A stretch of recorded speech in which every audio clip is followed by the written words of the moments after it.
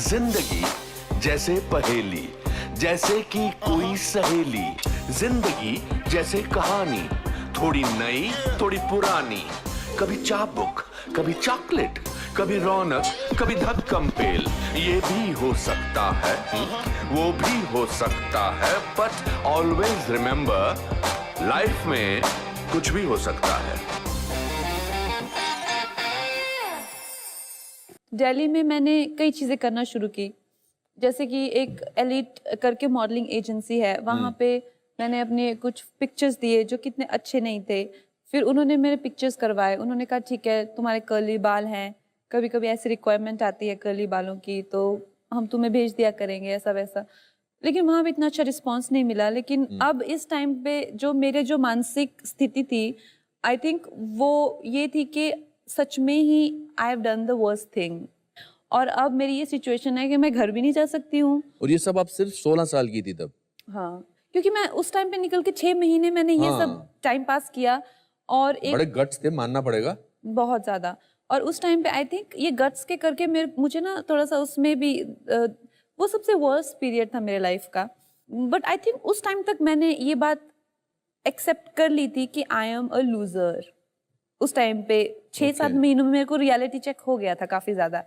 और मेरे mummy papa को भी लोगों ने इस तरह से बातें करना शुरू कर दिया था कि इनकी लड़की भाग गई है। सोसाइटी ने बायकॉट कर दिया था, जो उनकी अपनी सोसाइटी थी। फिर एक दिन ऐसे मैं अपनी किसी फ्रेंड के साथ में दिल्ली घूमते घूमते इंडिया हैबिटेट सेंटर चले गए। तो वहाँ पे ऐसा बोर्ड लगा हुआ था एक्टिंग वर्कशॉप, वहाँ पे वर्कशॉप हो रही थी। तो मैं वहाँ पे गई और फर्स्ट डे से मुझे जो भी अरविंद गौड़ करके हैं स्मिता ग्रुप के जो डायरेक्टर हैं, तो वहाँ पे उन्होंने कहा अच्छा अब ये सब ये कैरेक्टर करेंगे।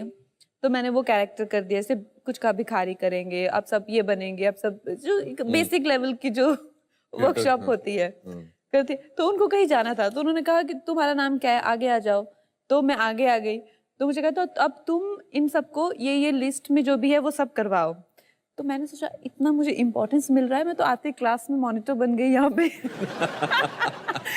तो उस टाइम पे मुझे वो एक होता ना एक फेवरेट प्लेस बन जाना तुम्हारा, कि उस एकदम लूजर फेज से मुझे ऐसा होने लग गया कि मैं अब कब मैं एक्टिंग वर्कशॉप पे जाऊं। तो मुझे वहां पे बहुत ही एक सुकून मिलता था। तो फिर उसके लिए मैं काफी रेगुलर हो गई। 5-6 महीने पे इनफैक्ट मुझे बैक स्टेज पे रखा गया। फिर लास्ट मिनट पे एक कोई एक्टर नहीं आया, मेल एक्टर कोई नहीं आया। तो फिर से वो मेरे गुरु ने तुम इसको मुझे लगा दो।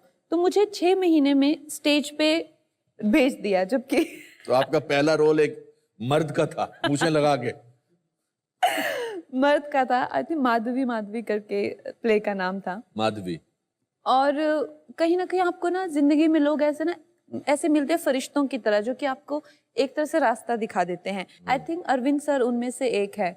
तो फिर बट इस दौरान, इस उम्र में you were not interested in boys, लड़कों में कोई ज्यादा इंटरेस्ट नहीं था, या था कोई आपका? नहीं, इस टाइम पे मुझे लड़कों में इंटरेस्ट था जब मैं स्कूल में थी और पेरेंट्स से मनी मिलती थी और ये वो, तो उस टाइम पे था। लेकिन इस टाइम पे मेरे क्राइसिस थोड़े ज्यादा अच्छा बिगर लेवल पे थे। तो उस टाइम पे मैं काफी डिप्रेस्ड और काफी ऐसे इन चीजों में मुझे बिल्कुल एक तरह से रुचि खत्म ही हो गई थी। और तो इस दौरान कब आपने डिसाइड किया कि मैं बॉम्बे आती हूँ? एक्चुअली मैंने डिसाइड नहीं किया कि मैं बॉम्बे आती हूँ। मुझे एलीट मॉडलिंग एजेंसी ने ही बॉम्बे भेजा। मैं ब्रांड का नाम नहीं लूँगी, लेकिन उसकी ऑडिशन के लिए, और एक कोई साड़ी का कैटलॉग था उसके लिए। तो उन्होंने मुझे भेजा था 1-2 दिन के लिए। उसके बाद मैं फिर वापस नहीं गई, मुझे फोन करते रह गए। वो यही रुक गई? जी। तो मैंने सोचा यहाँ पे फिल्मों के ऑडिशन बहुत होते हैं, तो यहाँ पे ही रहना चाहिए, कम से कम 1 महीना तो रहना चाहिए और फिल्मों के ऑडिशंस करने चाहिए। वहाँ पे 10-15 लड़कियां बैठी थी, तो एक एजेंट भी मुझे मिल गया। तो उस एजेंट ने मुझे महेश भट्ट के ऑफिस में लेके गया। तो वहाँ पे मैं उस टाइम में मोहित सूरी को वो मीटिंग याद नहीं है, लेकिन मैं उससे मिली हुई हूँ। तो कहते मोहित सूरी मर्डर का डायरेक्टर है, वो भी एक फिल्म बनाएगा, अनुराग बासु नाम है उसका। तो अनुराग ने कैसे आपको? फिर उसको मेरे पिक्चर्स मिले, और पिक्चर्स मिलने के बाद उसने मुझे बुलाया, मेरा ऑडिशन किया, अनुराग ने ऑडिशन किया। एंड उसके बाद उन्होंने भट्ट साहब ने देखा, तो भट्ट साहब ने कहा कि ये लड़की तो बहुत छोटी है, ये लड़की तो 17-18 साल की है और जो हमारी फिल्म में जो लड़की है वो तो उसका तो बच्चा भी है 7-8 साल का, उसके पीछे पास्ट है कम से कम 28-29 साल की, तो वो होनी चाहिए। इस बात पे उन्होंने मुझे रिजेक्ट कर दिया। फिर बीच में मैंने सुना कि वो लोग उन लोगों ने ये फिल्म देखी हजारों ख्वाहिशें ऐसी, शाइनी आहूजा और चित्रांगदा की। तो उन्होंने शाइनी को साइन कर लिया और चित्रांगना को साइन करना चाहते थे, उनको लगा कि वो उस रोल के लिए ठीक है, तो वो बात वहीं पे ख़त्म हो गई। फिर 1-2 महीनों बाद अनुराग का फिर से डेस्परेटली फ़ोन आया, कहता हम लोगों को तो आउटडोर पे जाना है और चित्रांगदा का तो फ़ोन ही नहीं लग रहा है। I think that was the time when she decided to quit movies. तो कहता कि तो चलो चलो तुमको ही अभी तुम्हारे को कुछ थोड़ा एज वेज मेकअप करेंगे और तुम्ही को दिखाएंगे। तो मैंने कहा ठीक है। So then that's how I got Gangster. Fantastic. Yeah. That's why we say कुछ भी हो सकता है। कुछ भी हो सकता है। How wonderful। तो अभी आपने घर वालों को इन्फॉर्म कर दिया कि मुझे फिल्म मिल गई? घर वालों को इन्फॉर्म कर दिया, फिल्म मिल गई। अब वो और भी दुखी हो गए। मैंने सोचा उनको कुछ तसल्ली मिलेगी, लेकिन वो और भी दुखी हो गए और कहते किसकी फिल्म मिली है? मैंने कहा जिसने मर्डर बनाई थी।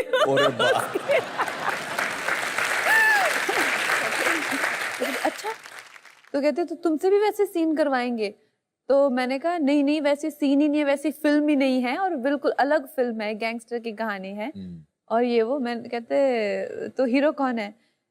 मैंने कहा हीरो इमरान हाशमी।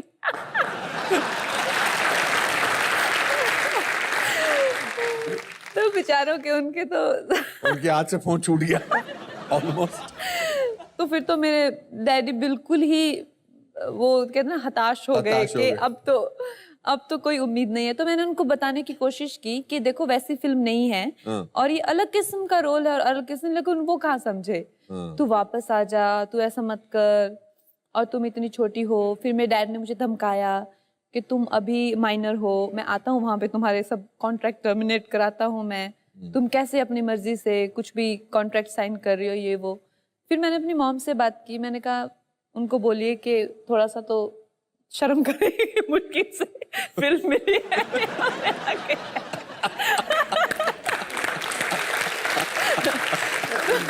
इस पूरे दौरान जब आप बॉम्बे में 2005 से 2008 तक, आपकी ड्राइविंग फोर्स क्या थी? मतलब आपको किस चीज ने बरकरार रखा कि मैं कुछ ना कुछ करती चली जाऊंगी? आई थिंक कई एलिमेंट्स होते हैं। एक टाइम पे कुछ लोग थे जो कई बार इस तरह से अपोनेंट्स भी होते हैं जो कि आपको नहीं चाहते हैं आप सक्सेसफुल हो। वो भी आपका ड्राइविंग फोर्स बन सकते हैं कि आप चाहते हो कि हम गिर जाएं, अब तो हम नहीं गिरेंगे। फिर कुछ पेरेंट्स भी हो जाते हैं। और मुझे मेरा फ्लैश फॉरवर्ड गया कि एक दिन मैं भी बैठा हुआ बोल रहा हूँ कि मैं 8 साल से काम ढूंढ रहा हूँ, तो मैं बीच पर, सड़कों पर, प्लेटफॉर्म पे अकेला बैठा रहता था और वो मेरा ड्राइविंग फोर्स था। फिर फैशन आई। जी, फिर फैशन आई। उसमें मैंने जब वो फिल्म देखी थी, मैं किस बात से बहुत फैसिनेटेड हुआ था कि आपने मॉडल की तरह चलना बड़ा अच्छा सीखा था। बाकी तो एक्टिंग बहुत अच्छी की थी। How did you train that walk and be a perfect model? पहले तो मैं करना ही नहीं चाहती थी फैशन, क्योंकि मैं गैंगस्टर वो लम्हे में हमेशा लीडिंग एक्ट्रेस रही थी। टाइटल रोल हमेशा इस तरह से मैंने, जैसे क्वीन और रिवॉल्वर टाइप से। फैशन में इतना छोटा रोल था मेरा, तो मैंने उस पर बहुत मेहनत की। मैं घर पे भी हील्स पहन के वो कैट वॉक, या चाहे ड्रग एडिक्ट के सीन, सिगरेट कैसे पीना या कोकेन कैसे करना, उसके बाद क्या इफेक्ट होता है, तो उसकी रिसर्च करना। फिर कोकेन एडिक्ट से मिलना, कैसे विड्रॉल सिम्टम्स होते हैं, कैसे क्या लगता है तुम्हें जब तुम करते हो, उसका हाई कैसा होता है, लो कैसा होता है। तो इतना डीप रिसर्च किया, बिकॉज कहीं ना कहीं मुझे पता था वो मेरा लास्ट चांस था। अगर मैं फैशन में नहीं कर पाती थी तो जिस तरह से मेरा ग्राफ जा रहा था वो नीचे ही आ रहा था गैंगस्टर से। फिर 2008 में आई fashion. That was a turning point. हाँ, fashion was a turning point. And you got the national award for that. I got national award. और नेशनल अवार्ड मिलने के बाद आपको एक किसी बहुत बड़े स्टार ने कहा कि अब आपको नेशनल अवार्ड मिल गया है, अब आपका करियर गड़बड़ हो जाएगा। जी। क्या बोला था उसने? आई थिंक वो भी एक आई थिंक महिला थी या पुरुष थे मतलब? पुरुष। अच्छा, तो जिस बता तरह नहीं सकती कौन थे? बताइए ना।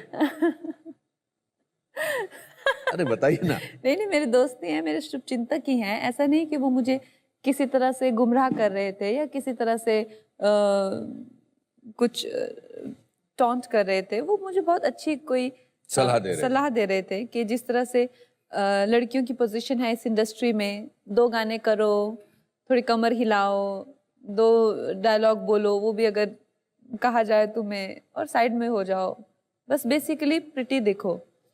तो इतना सा एक्सपेक्टेशंस होती हैं तुम लोगों से, इतना ज्यादा वो करने की क्या जरूरत है? तो जो एक ज्यादा एक्टिंग करने की क्या जरूरत है? उनके वर्ड्स ये थे कि तुम्हारी एक फिल्म में तुमने इतनी एक्टिंग कर ली जितनी मैंने अपनी 100 फिल्मों में नहीं की है। And he is a very big superstar. Who is it? Who is it? नहीं, I don't want to bring अच्छा, मुझे कार में बताओ कि बाद में बताएंगे आप? ऐसा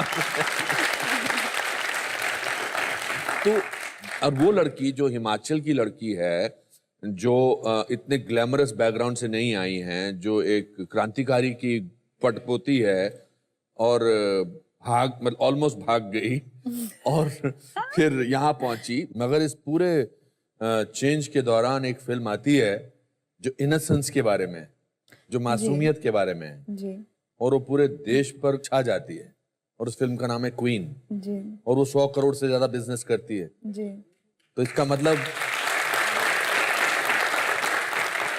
मतलब मासूमियत तो बरकरार है। जी बिल्कुल बरकरार है, और इस फिल्म से ये भी आई थिंक प्रूव होता है कि बिल्कुल है। कंगना का जो खुद का कैरेक्टराइजेशन है, जो अभी आपने अपनी कहानी मुझे बताई, और क्वीन के कैरेक्टर की जो कहानी है, जो जिस तरह की वो लड़की है, उसमें कितनी सिमिलैरिटी है? आई थिंक मैं ये नहीं कहूँगी कि मेरे लिए एलियन वर्ल्ड था, हाँ। या मेरे लिए, मैं उस स्पेस से आती हूँ जहाँ पे ओवर प्रोटेक्टिव पेरेंट्स या ओवरली प्रोटेक्टिव ब्रदर्स, तो उस तरह का सिनेरियो से ही हूँ मैं। लेकिन मुझ में कॉन्फिडेंस इशू कभी नहीं रहा। जैसे कि आप मेरे और मेरे डैड की इंट्रैक्शंस को भी दिमाग में रखिए, या पहली बार जब मैं गैंगस्टर के लिए कोरिया गई थी, तो मैं वहाँ पे इतनी कंफर्टेबल थी जितनी कि मैं मुंबई में थी, तो वो मेरा इशू नहीं रहा।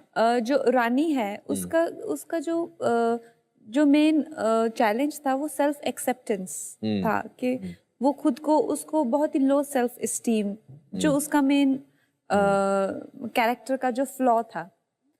तो आई थिंक अगर मेरी लाइफ पे फिल्म बनाई जाए तो मेरे कैरेक्टर का फ्लॉ होगा pride, over confidence. That's my character. तो अगर उसको, but I do understand that world.